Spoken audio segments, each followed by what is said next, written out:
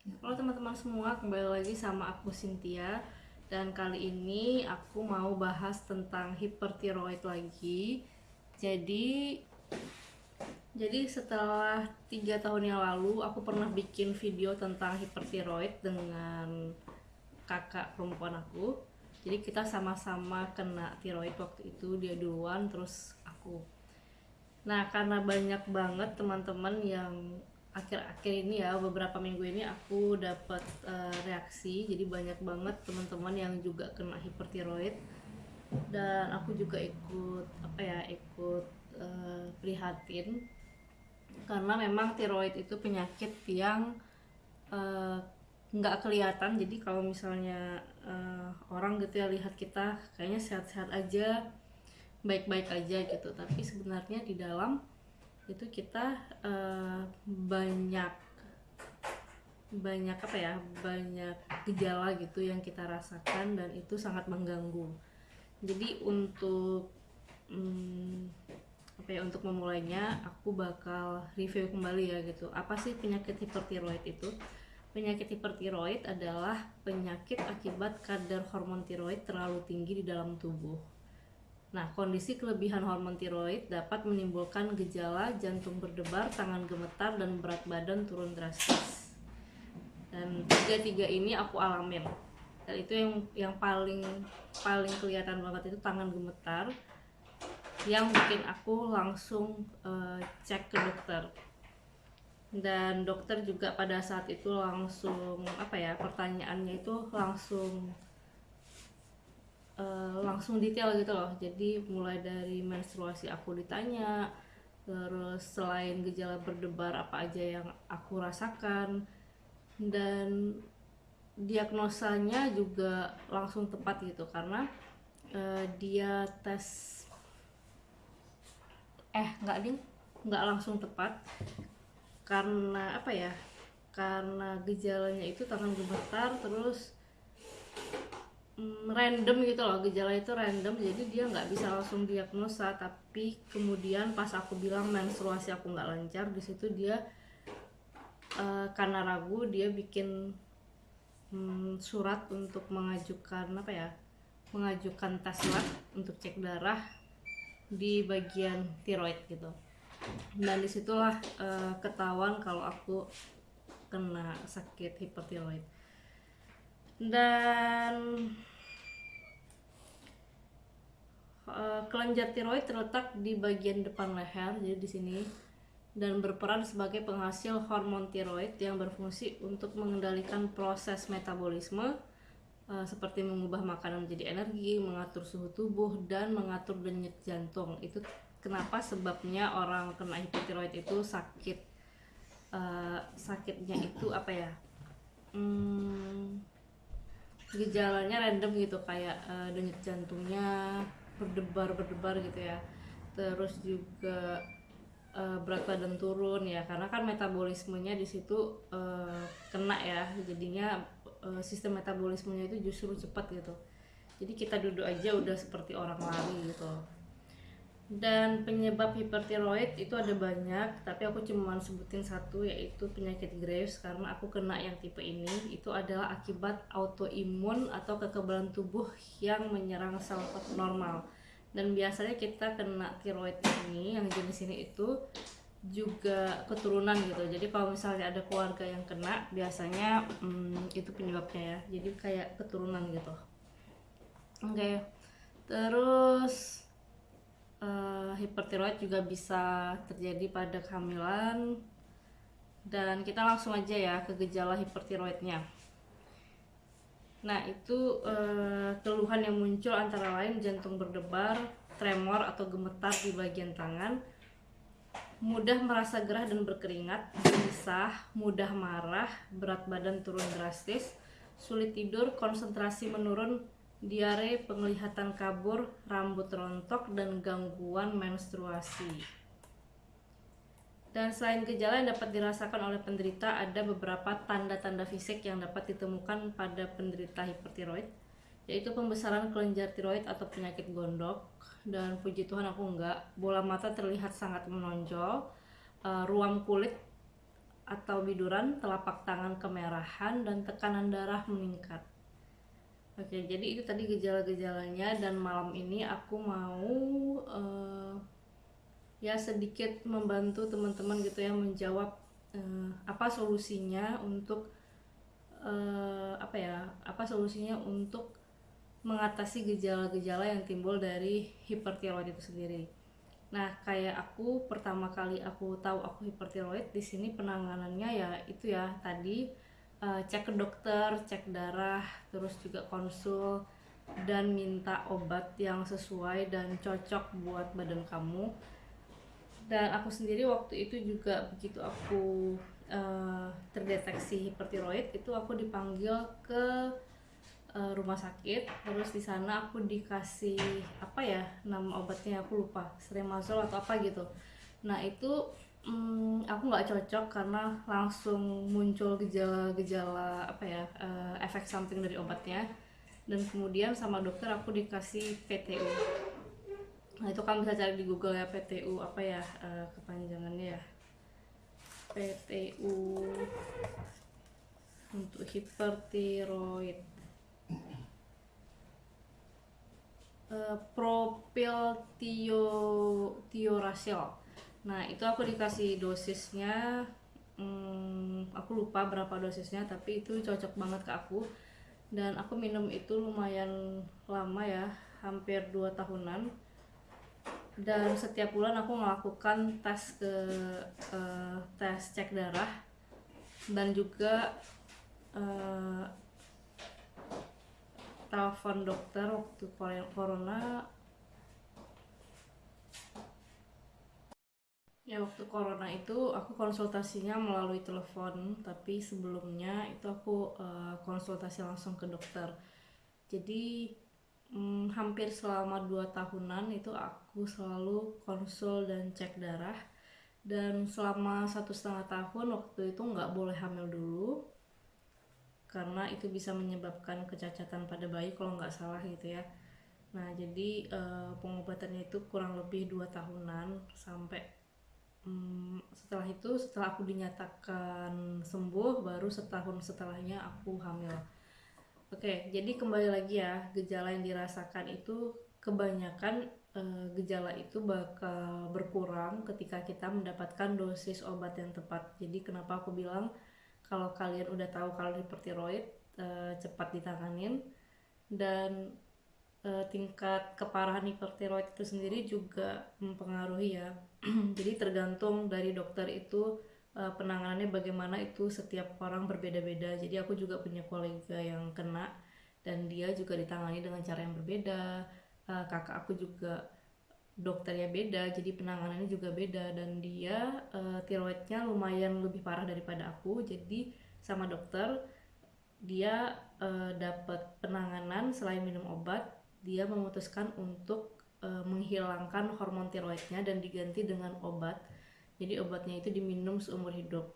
Dan dia sangat bahagia ya, maksudnya dia sangat bersyukur dia memutuskan untuk melakukan tindakan itu karena dia bisa merasakan manfaat dari pil itu gitu. Jadi ketika hormon tiroidnya dihilangkan gitu, dia malah minum obat itu, dia malah lebih happy, dia lebih tubuhnya lebih enakan gitu ya. Nah jadi itu tergantung dokter melihatnya gimana, terus penanganannya gimana gitu ya. Jadi kalian ikutin aja apa kata dokternya. Jadi kayak gejala jantung berdebar, tremor, mudah merasa gerah dan berkeringat, itu bisa dibantu dengan obat-obatan ya. Dan gelisah, mudah marah, mudah tersinggung, sulit tidur, konsentrasi menurun. Nah itu kan biasanya yang bakal kalian rasakan terus gitu ya. Selama aku minum obat itu yang tetap ada, ya tetap berasa sih semua gejalanya, cuman berkurang. Dan untuk yang tertinggal itu kita punya apa ya, aku punya tips buat kalian gitu. Apa yang aku alamin, aku berusaha untuk mencari pengalihan lain gitu. Jadi aku cari kegiatan hobi baru yang bikin aku nggak terlalu ngerasain gejala itu gitu.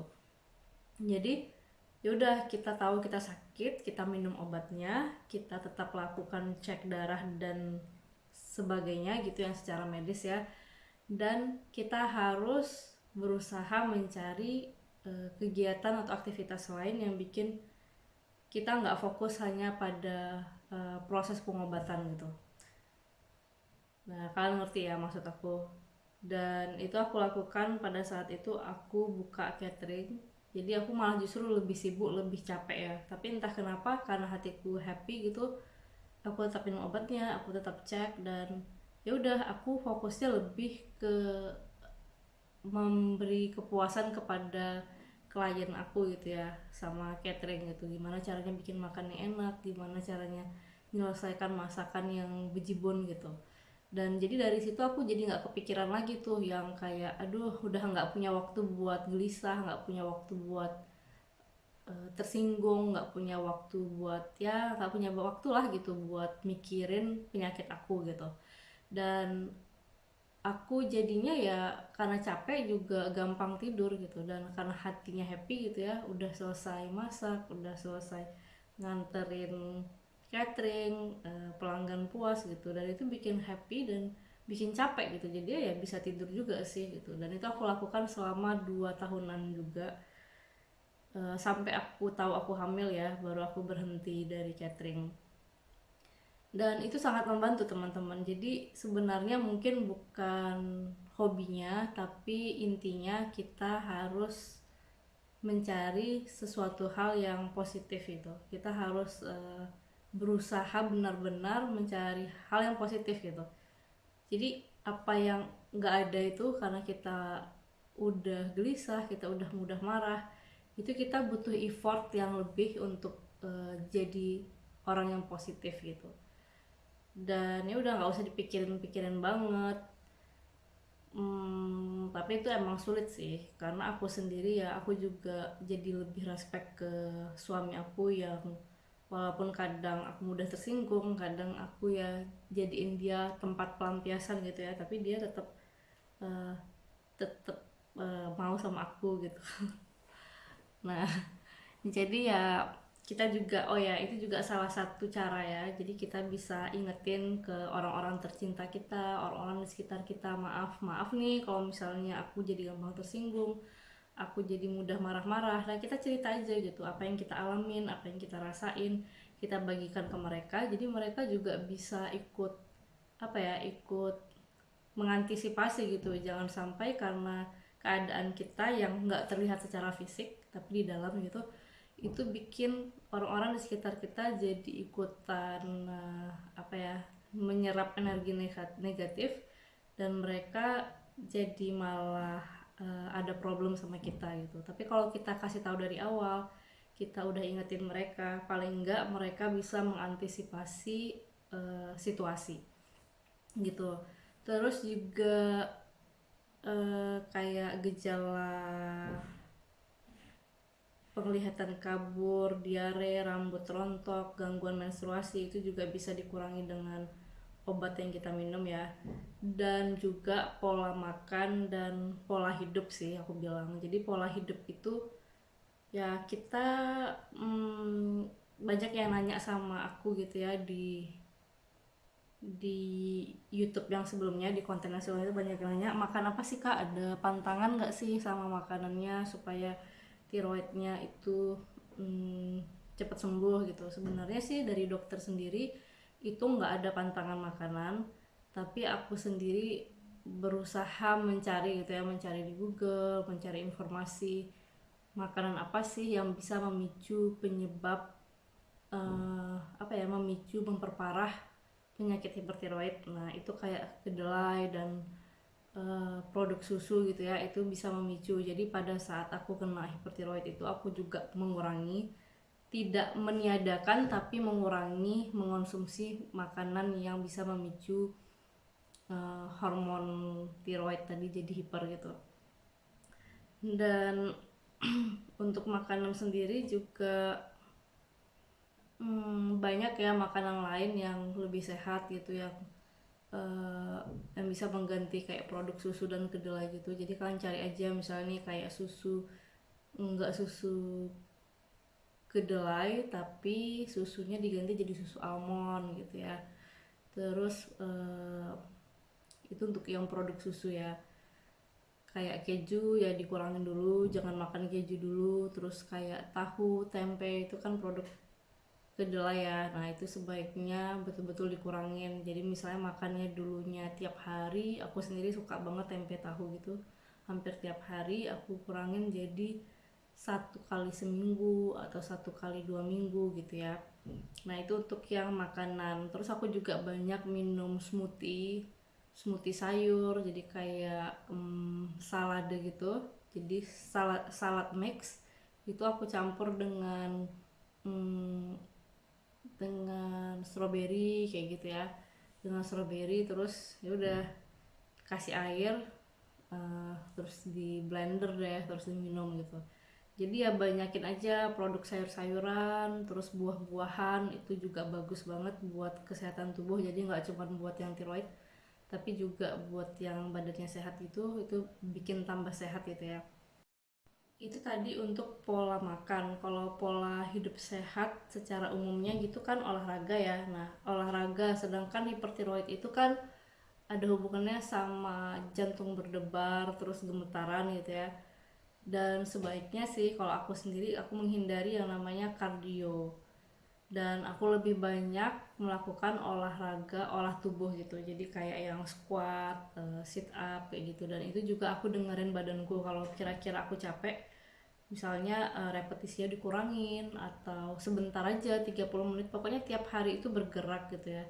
Tapi nggak usah yang berat-berat karena ya itu jantung berdebar tadi. Dan pola tidur, nah itu pola tidur itu penting banget ya. Jadi selama kalian sakit, ya kalau nggak sakit juga sih, cuman ini yang untuk khusus yang sakit seperti tiroid itu, ya sebaiknya tidur tepat waktu. Kalau capek udah ngantuk tidur gitu, pokoknya kapan aja kalian capek tidur.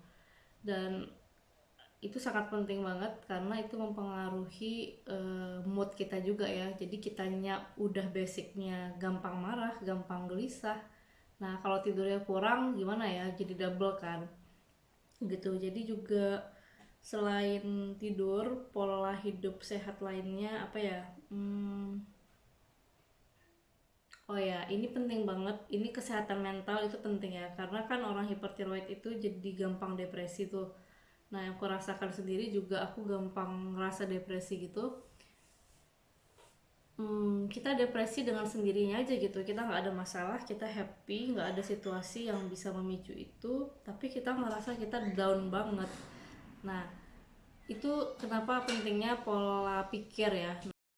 Nah pola pikir itu tolong dijaga, jadi itu hubungannya sama mindset kita ya, gimana kita melihat situasi gitu. Mungkin kita harus menghindari energi-energi negatif dari luar. Jadi kalau misalnya kalian kira-kira nih ada orang yang nyebelin gitu dan kalian sedang gampang ke trigger, mending kalian mundur deh gitu. Jadi ya coba proteksi diri kalian, proteksi perasaan, pikiran gitu, untuk ya bukannya menjauhi, tapi kita menjaga supaya nggak kitanya jadi semakin sakit karena kita stres ya. Itu kita gampang stres, gampang emosi gitu.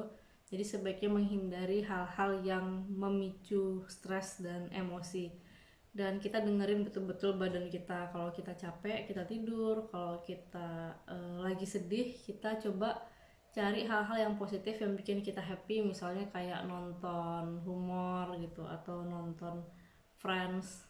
Itu kan lucu banget ya. Jadi ya aku sendiri sih juga menangannya seperti itu. Atau malah justru kalau misalnya kita sedang down, kita pengen nangis, tonton aja tuh drama-drama yang sedih-sedih gitu sambil nonton, ya udah nangis gitu kan, itu juga ngeluarin emosi kita ya.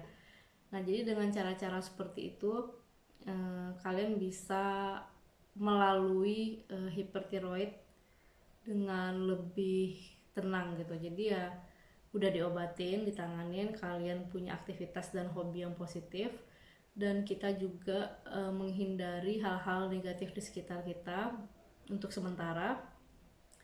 Dan juga uh, apa ya, kayaknya itu aja sih saran dan tips aku.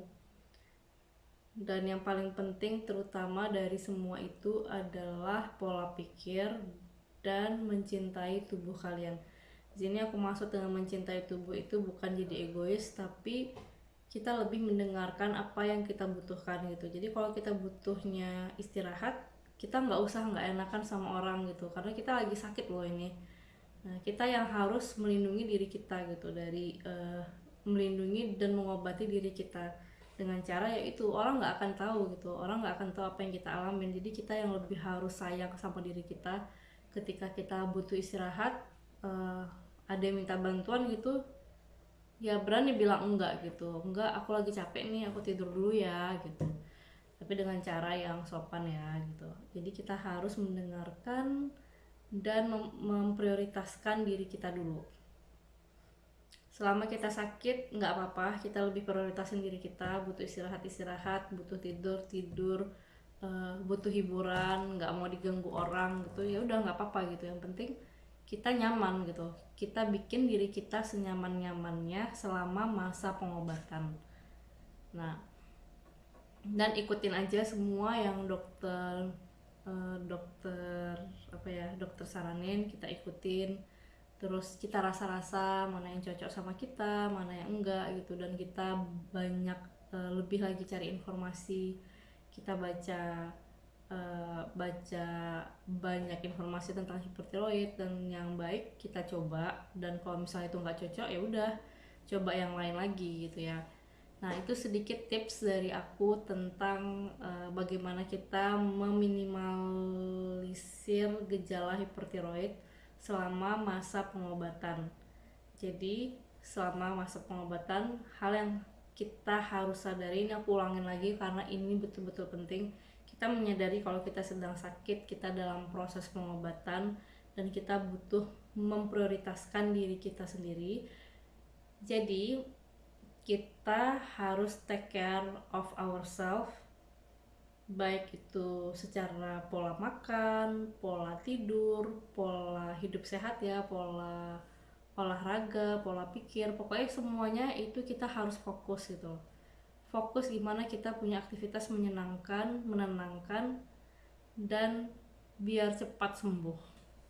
Oke teman-teman, semoga tips aku ini bisa membantu kalian, dan aku berdoa semoga kalian semua cepat sembuh, cepat ditanganin, dan jangan nyerah sekalipun, karena hipertiroid itu bisa sembuh. Dan jalannya ya ada di kita gitu, ada di tangan kita sendiri. Bagaimana kita menyikapi supaya penyakit ini nggak bikin kita down, tapi justru jadi sesuatu hal yang bermakna gitu. Karena aku sendiri ngalamin hipertiroid ini, aku nggak menyesali hipertiroid gitu, karena justru aku bersyukur aku kena hipertiroid. Ya bukan bersyukur sih, kalau bisa dibilang ya bisa memaknai gitu loh, memaknai dengan adanya hipertiroid. Aku jadi lebih belajar mengenal diri aku sendiri, aku lebih belajar baik kepada diriku sendiri,